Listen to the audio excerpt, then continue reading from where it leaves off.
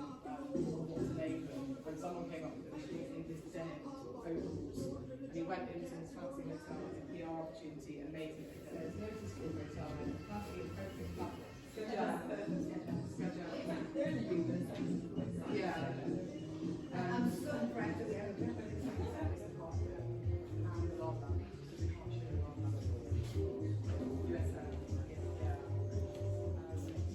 So this is a bit of a sort of snapshot of how Nigo displays his collection in Tokyo. He loves USF furniture, which was a crazy idea that we would meet Nigo in Paris, having to find a place to meet that was not public, not Soho House, so that you could meet the designers and see the design of the show. Because he was very collaborative, but I think because he's so particular about his practice, he wanted to be kind of involved in that, and it went really well. Which at first we were like, what? And then when they actually materialised, we thought it worked really well. Pretty well, actually, surprisingly. It's this lovely nowhere storefront again. His first retail venture opened in 1993. Obviously, this is set dressing, but the boxes and bags inside it and the shop design are original from that. This kind of takes up where the team was originally meant to go in this section here, but that's okay because it creates a nice link, I think, and continues the story. So as was mentioned, Hiroshi Fujiwara was a US technology that was very influential for the Tiny Cubs, for the fact the nickname came from when Hiroshi was 16, he won the best dress competition on a trip to London. I didn't know that. So that's why there's like Pumpkin's dad, go to New York, discover the hip hop scene. So he went to New York, discovered hip hop, scratching. So this kind of mixture of punk and hip hop was a big part of that scene and what really influenced Nigo. So that's kind of his genesis. He moves to Tokyo.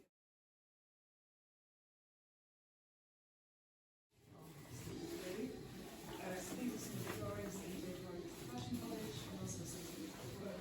Another great connection with Greg's is Jordan Hashi, who's now known as the founder of so I get through the pages of the magazine, and then they decided to open an hour shop together and had to create quite soon after.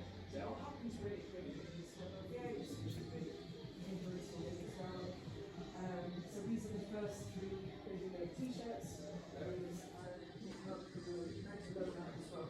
Thanks to the opening, it's amazing to get these t-shirts in such pristine condition. So t-shirts as well. So you have the t-shirt and then the kind of transfer that would have been sent to make the design. So this is kind of the approach they're taking. Yes. Into full operations. We've got some kind of early make stuff over here, like champion jumpers, like hamper jumpers. So like using existing products and just screen printing on them. These varsity jackets we discovered during condition checking are actually like vintage American 1950s pieces that he's sewed things onto and kind of upcycled in that way. So they're kind of already limited edition just by how he was making them. So they was put to do scarcity and being able to access this product there's a very limited amount of. There's a big magazine called ABC was Agricultural Collecting, and Nigo was kind of another early development of mid-90s. He really wanted to create a really immediate on monograms, kind of easily identifiable. So he developed this camel pattern which has little egg heads kind of mixed in the design, and then soon he just starts applying it to everything from pencils to McDonald's, and it becomes like a very quick way of signaling BAPE universe. Also another early celebrity endorsement from Biggie, made custom clothing for him to fit his size, which he sent in the post to him, but sadly didn't reach him before the hip hop scene kind of advocate, which would later become very important to Nigo and kind of how he expanded internationally. They kind of show the ingeniousness of kind of detail, customer service, unpackaging is a big part of it, so it's not just the product but the whole culture around it. So for example, there's a show invitation that the dates and the location of the exhibition of the new collection. There's and then packaged in spray cans in collaboration with some street artists, sponges that expand when put in water, like lots of very strange, inventive kind of methods. Andy Warhol also features in this case. He's using celebrity and media culture as kind of his material. So the t-shirt comes in packaged in We didn't know a lot of stuff. Yeah, the shop. So when they came to London in the late 90s, so the guys from Hypebeast remembered that site. Loads of people at the press view who found themselves in the queuing photos. That's so nice. Yeah. American marketing. So we kind of collaborated with Pepsi because we wanted to buy BAPE products for less than $1 and go and collect. So that was his way of getting into the mainstream. And then Disney, Mark Nigo, also I work with fishing programs. We're doing fishing, so there's some fishing reels and there as well. So we're looking at more some collaborations. BAPE Super Sharp are these two great products, and then the also process for kids wear, very ingenious shop designs, ladies wear designs as well. But first of all, we have this Harajuku map. This is one of the first things that I worked on when I joined the museum, so it's quite close to my heart. This kind of shows a bit of the early 2000s, I think, or 1999. We got moved to IER, which is more upscale luxury, how it positions itself. It's kind of moved out of this kind of very beautiful small so these are kind of his shop designs. Once he moves to IER, he goes sushi, with lots of stuff, stainless steel and kind of cool lighting. So he kind of becomes more kind of luxury and then more mainstream. Well, we meet in the early 2000s.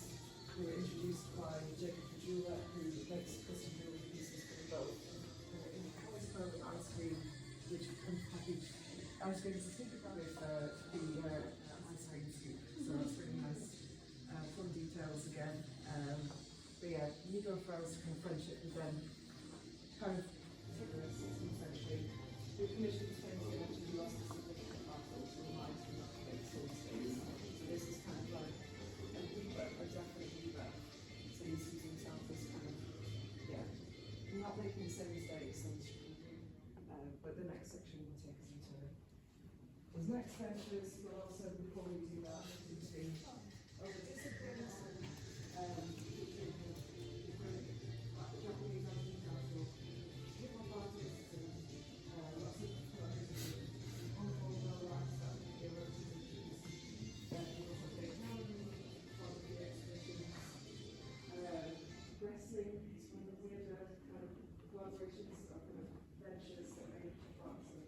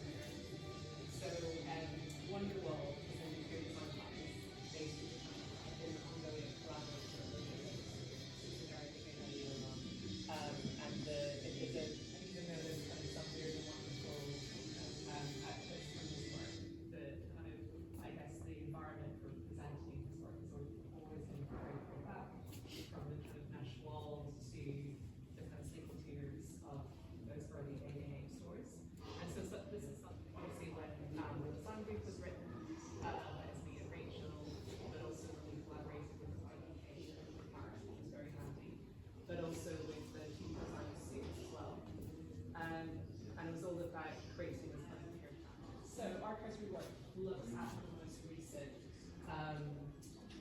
of Nigo's output, particularly, and the positioning of this is kind of our human made with here, and the positioning is quite non-adhesive with his vintage clothing collection, and you can see his collection, his personal collection, basically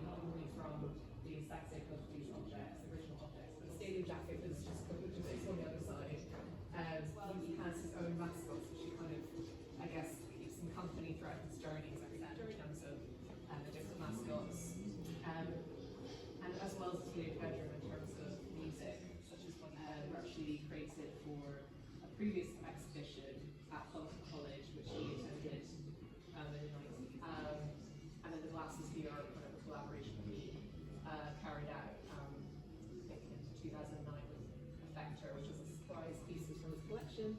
This Bloody Polly yearbook is kind of a reminder of the kind of different touch points that Nigo has from his personal collection that kind of continually goes back to the roots. He was appointed 2021, 50 years exactly from the founding of the house.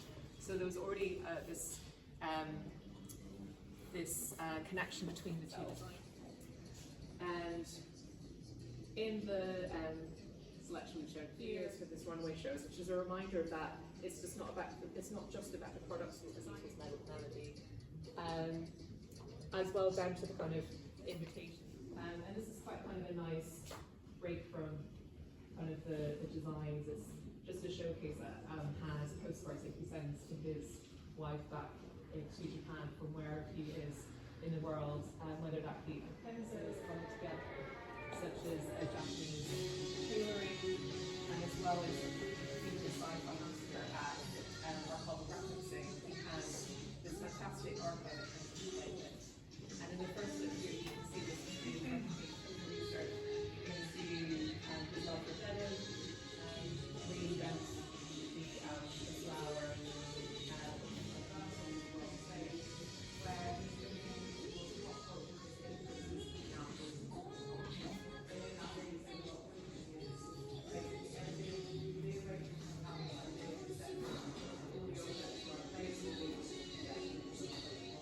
we're also executive sponsored by Hotel, who are a Japanese in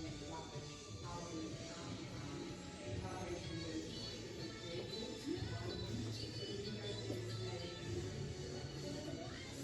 renders of the Nigo House, which is just outside of Tokyo. It's got a kind of like modern style, striking summer. It's got four sculptures.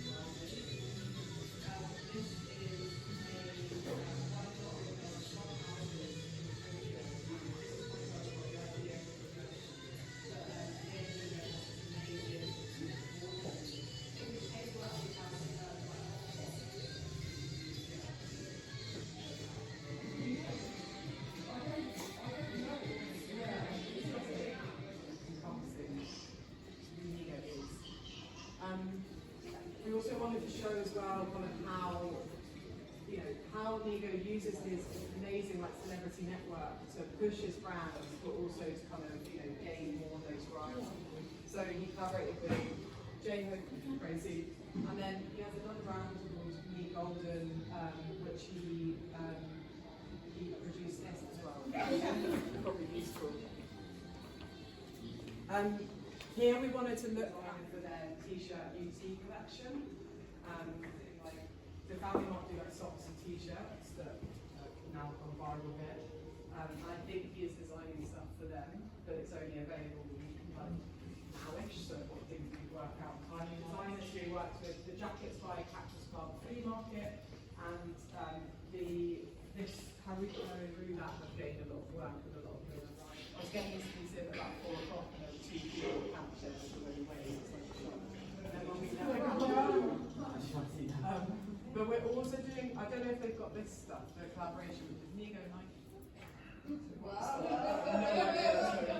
Which is a selection of sweatshirts and t-shirts, this Levi's jacket. So Nigo was invited last year to create his first ever denim Levi's jacket. So this is really nice moment that he produced.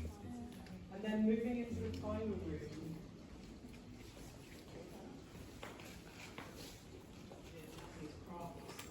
rituals, he trains going on with tea ceremonies.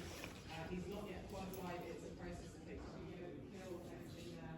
But he also travels around Japan to learn various different regional styles, use certain skills, use certain plays, and he can't found in certain places. And he made this really lovely film which kind of shows him create. This is very much thanks to his love design.